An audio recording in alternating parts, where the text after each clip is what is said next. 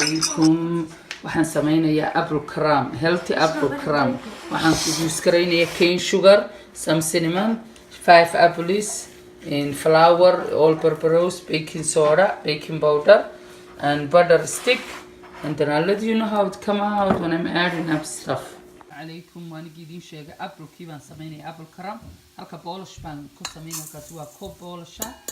and then koob daqiiq ana daqiiqdii all purpose waan idin soo qaadaya holka okay in yar baa ka dhiman inta yarna ku kordhinaya yar wata and the baking powder baan ku daraya baking soda that's baking powder. And now it's in baking soda. Ayaan ku daraya. And then halkaana butter kii on milgariyay 1 whole stick of butter weeyaan.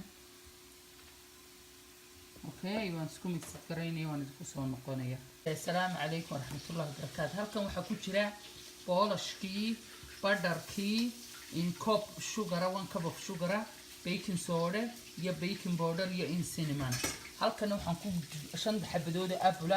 ayaan ku googooyay oo aan ku dhigay dusha marka waxaan kaga darayaa cinnamon okay another cinnamon and your 1 teaspoon iyo 1 teaspoon daqiiqa ayaan ku darayaa half teaspoon daqiiqa halkana brown sugar cane sugar baan isticmaalayaa oo ku shubayaa 1 cup okay wixii oo dhan waa ka dusha kaga shubay okay now ka apple kii baan ku shubayaa iyo apple kii ma hay waxaan u jeedaa daqiiqdii iyo wixii aan isku iyo polish iyo wixii iyo butter kii aan isku walaaqay ayaan dusha kaga shubayaa saasaan isku wada gaarsiinayaa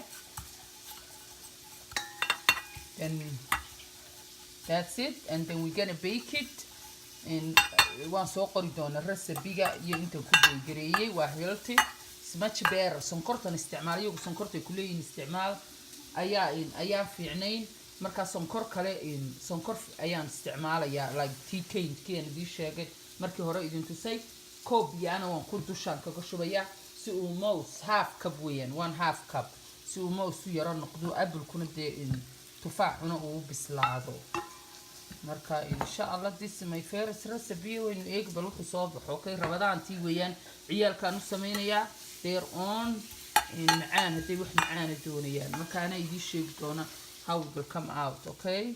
waxaan malawaad arkaysaan si fiican waa ka cooking sheet ku jira in time kan waan idin sheegi doona markaan bay gareeyo salaam calaykum okay waa ka baygi ready let's try for the first piece baygi apple key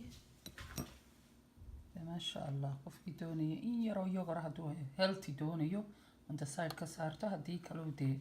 doonayo wax macaan ice cream budina ka saari kara homemade apple crumb ما شاء الله